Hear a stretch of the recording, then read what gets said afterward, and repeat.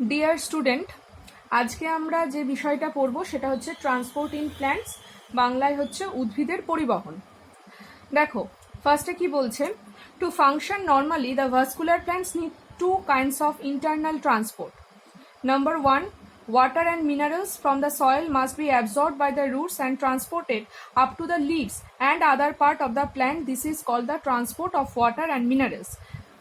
প্রথম বলছে দেখো একটা ভাস্কুলার প্ল্যান্ট মানে যে সমস্ত উদ্ভিদের ক্ষেত্রে নালিকা বান্ডিল আছে তাদের ক্ষেত্রে জল এবং জলে দ্রবীভূত খনিজ লবণ মূল দ্বারা শোষিত হয় এবং শোষিত জল এবং জলে দ্রবীভূত খনিজ লবণ পাতায় এবং উদ্ভিদের বিভিন্ন অঙ্গে পরিবাহিত হয়।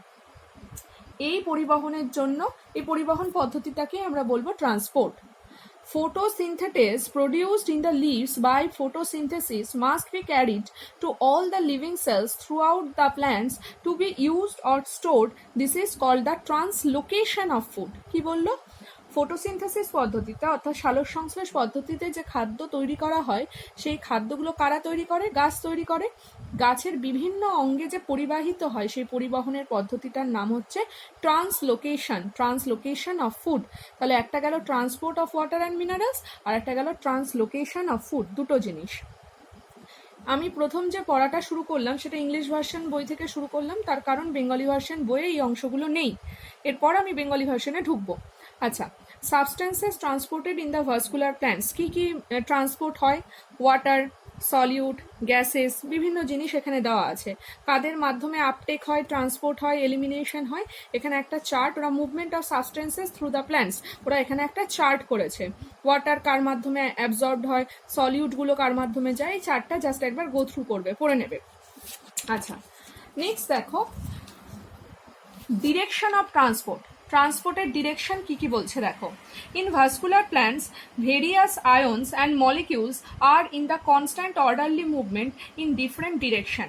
Their transport to different parts within the plant body may be unidirectional and multidirectional or bidirectional.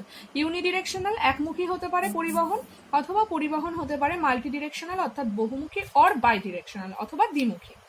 Unidirectional transport কি বলছে দেখো, the movement of water molecules through xylem is always unidirectional. খুব ইম্পর্টেন্ট লাইনটা, জাইলেমের মাধ্যমে যে খাদ্য রস পরিবহন হয় সেটা সবসময় হয় হচ্ছে গিয়ে ইউনিডিরেকশনাল অর্থাৎ একমুখী। It occurs as upward flow from roots to stems and to leaves through the xylem vessels. It occurs upward flow, ওপরের দিকে ঊর্ধ্বমুখে পরিবহন হয়, ফ্রম রুট থেকে stem, and to leaves through the xylem vessel. Plant hormone, plant growth regulators and other chemical stimuli are also transported in unidirectional or polarized manner. Unidirectional কে আরেকটা term use করছে দেখো, polarised manner কেন বলছেন? একটা পোলের দিকে যাচ্ছে মানে একটা নির্দিষ্ট অভিমুখে চলছে।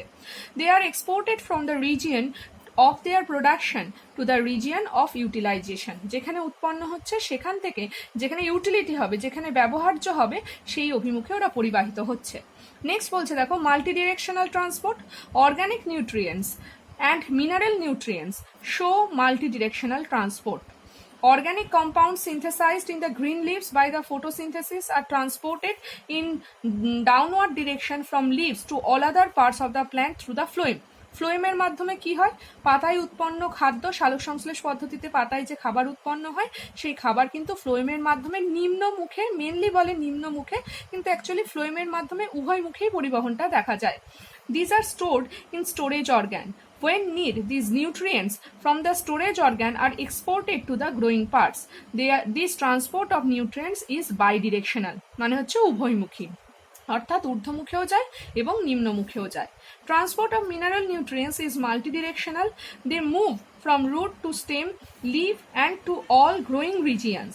But when any part of the plant undergoes senescence or decaying মানে হচ্ছে death, senescence মানে হচ্ছে জরা বা বার্ধক্য যেটাকে বলি আমরা, the nutrients from that part are withdrawn and diverted to growing part. কি বললো কথাটা? বললো when any part of the plant undergoes senescence or decaying, যখন কোনো একটা গাছের কোনো একটা অংশ ক্ষয়ে যাচ্ছে, নষ্ট হয়ে যাচ্ছে, the nutrients from that part are withdrawn and diverted to growing parts. সেই অঞ্চলগুলোতে এই খনিজ মানে পুষ্টি পদার্থগুলো যাচ্ছে না, না গিয়ে অন্য অঞ্চলে যাচ্ছে। নেক্সট বলছে দেখো types of transport in vascular plants. Two types of transport mechanism are found in vascular plants. Vascular মানে হচ্ছে যাদের ক্ষেত্রে নালিকাতন্ত্র বর্তমান, নালিকা বান্ডিল যাদের ক্ষেত্রে আছে, মানে জাইলেম ফ্লোয়েম যাদের ক্ষেত্রে আছে, তাদেরকে বলা হয় সংবহন কলাযুক্ত উদ্ভিদ, তাদেরকে আমরা বলবো vascular plants. Transport over short distances. It is the movement of molecules within the cell, across the cell membrane, and from cell to cell within the tissue. It may occur without the expenditure of energy by diffusion, facilitated diffusion, osmosis, and imbibition, or with the expenditure of energy by active transport. Short distance transport বলতে কি বুঝি? এটা হচ্ছে মলিকিউলসের, সেলের মধ্যে মলিকিউলসের movement across the cell membrane and from cell to cell within the tissue. একটা টিস্যুর মধ্যে, একটা কোষ থেকে আর একটা কোষের মধ্যে যে বিভিন্ন পদার্থের চলাচল হচ্ছে, যাতায়াত হচ্ছে, ট্রান্সপোর্ট পরিবহন হচ্ছে, সেটা কি কি পদ্ধতিতে হতে পারে? এক হচ্ছে উইদাউট এক্সপেন্ডিচার অফ এনার্জি, মানে শক্তির ক্ষয় না হয়ে নিষ্ক্রিয় পরিবহন বিভিন্ন ধরনের হয়, তার মধ্যে পড়ে কিন্তু ব্যাপন, ফ্যাসিলিটেড ডিফিউশন মানে সহায়ক ব্যাপন, অসমোসিস মানে অভিস্রবণ, ইমবাইবেশন মানে হচ্ছে গিয়ে আত্মহুতি, or with the expenditure of the energy by the active transport। এবং সক্রিয় পরিবহনের মাধ্যমে, সক্রিয় পরিবহন কাকে বলবো না, যখন এনার্জির এক্সপেন্ডিচার হবে অর্থাৎ শক্তির ব্যয় হবে তখন সেটাকে বলবো সক্রিয় পরিবহন। নেক্সট বলছে দেখো transport over the long distance or বাক ট্রান্সপোর্ট। এই টার্মটা দেখবে ভালো করে, বাক ট্রান্সপোর্ট। ইট ইজ দ্য বাক movement of the substances or molecules from one plant part to other, like from roots to leaves, or the bark from the leaves to all parts of the plant right up to the root hair. Transport over long distance takes place through specialized cell or the vascular system, that is xylem and phloem. Long distance transport is also called the buck transport. The buck movement of substances through vascular system in plants is called the translocation. ট্রান্সলোকেশনটাকেই আমরা বলি কিন্তু হচ্ছে গিয়ে long distance transport. Long distance transport মানে হচ্ছে কিন্তু translocation, অর্থাৎ মূল দ্বারা শোষিত জল এবং জলে দ্রবীভূত খনিজ লবণ সেগুলো কোথায় যাচ্ছে না, একদম রুট থেকে যাচ্ছে গিয়ে পৌঁছাচ্ছে পাতায়। এই যে লং ডিস্টেন্স ক্যারি করছে এটাকে আমরা বলবো ট্রান্সলোকেশন অথবা বাক ট্রান্সপোর্ট। আচ্ছা, নেক্সট দেখো এবার যে পদ্ধতিটা সম্পর্কে আমরা কথা বলবো সেটা ফার্স্ট হচ্ছে গিয়ে দেখো transport over the short distance. মানে একটু আগেই বললাম শর্ট ডিস্টেন্সে কি কি হয়, ডিফিউশন হয়, ফ্যাসিলিটেড ব্যাপন, সহায়ক ব্যাপন, অভিস্রবণ এবং ইমবাইবেশন। আজকে আমরা পড়ার মধ্যেই এক একটা করে টপিক আলোচনা করব। প্রথম যে টপিকটা নিয়ে আলোচনা করব দেখো সেটা হচ্ছে গিয়ে ব্যাপন। আমি প্রথমে বেঙ্গলি বলছি, তারপর তোমাদেরকে ইংলিশটা বলবো। ব্যাপন ফার্স্টে কি বলছে দেখো, ব্যাপনের সংজ্ঞা কি ছোটবেলায় পড়েছো, তাও আমরা জাস্ট একটুখানি গো থ্রু করবো। যে ভৌত প্রক্রিয়ায় গতিশক্তির প্রভাবে দুটি পৃথক পদার্থের অণু বা আয়নগুলি বেশি ঘনত্বযুক্ত স্থান থেকে কম ঘনত্বযুক্ত স্থানে গমন করে সমঘনত্বে উপনীত হয় তাকে বলা হয় ব্যাপন। এই যে সংজ্ঞাটা ওরা এখানে দিয়েছে তোমাদের কিন্তু সংজ্ঞা এক্স্যাক্টলি এটাই লিখে আসতে হবে। সমঘনত্বে উপনীত হয় ভৌত প্রক্রিয়ায় গতিশক্তির প্রভাবে দুটি পৃথক পদার্থের অণু বা আয়ন বেশি ঘনত্বযুক্ত স্থান থেকে কম ঘনত্বযুক্ত স্থানে গমন করে সমঘনত্বে উপনীত হয় তাকে বলবো আমরা ব্যাপন। ইংরেজিতে যদি বলতে যাই তাহলে ডেফিনেশন কি বলছে দেখো ডিফিউশনের, movement by diffusion is a passive and slow. It takes place from the region of their higher concentration to the region of lower concentration, that is along concentration gradient. মানে বেশি ঘনত্ব থেকে কম ঘনত্বে ছড়িয়ে পড়বে without the expenditure of energy, because এটা তো হচ্ছে গিয়ে প্যাসিভ ট্রান্সপোর্ট, সেই কারণে এই ক্ষেত্রে কি হচ্ছে কোনো রকম শক্তির ব্যয় হচ্ছে না। এবার বলছে দেখো কি ব্যাপনের, এরপর ব্যাপন কিসের কিসের মধ্যে ব্যাপন ঘটে। ব্যাপনের সময় একটা কথা বলে রাখি এখানে, বিজ্ঞানী রবার্ট ব্রাউন সর্বপ্রথম ব্যাপন প্রক্রিয়া পর্যবেক্ষণ করেন। একটি উল্লেখযোগ্য বিষয় হলো কোলয়েডীয় দ্রবণে ব্যাপন প্রক্রিয়া বন্ধ হয়ে গেলেও অণুগুলির বিকর্ষণ বলের ফলে একটি মৃদু সঞ্চালন দেখা যায়, অর্থাৎ অণুগুলি ইতস্তত গমন করে, তাকে বলবো আমরা ব্রাউনীয় মুভমেন্ট। যেহেতু বিজ্ঞানী রবার্ট ব্রাউন সর্বপ্রথম পরিলক্ষণ করেছিলেন তাই এটাকে আমরা বলবো ব্রাউনীয় মুভমেন্ট। ব্যাপনের পরীক্ষা, ব্যাপন কার কার মধ্যে ঘটতে পারে, কঠিনে তরলে ব্যাপন হতে পারে, এক্সাম্পল পড়বে তোমরা, তরলে তরলে ব্যাপন হতে পারে, এক্সাম্পল পড়বে, গ্যাসে গ্যাসে ব্যাপন হতে পারে, এক্সাম্পল পড়বে, কঠিনে গ্যাসে ব্যাপন হতে পারে, এক্সাম্পল পড়বে, তরল এবং গ্যাসে ব্যাপন হতে পারে, এক্সাম্পল পড়বে।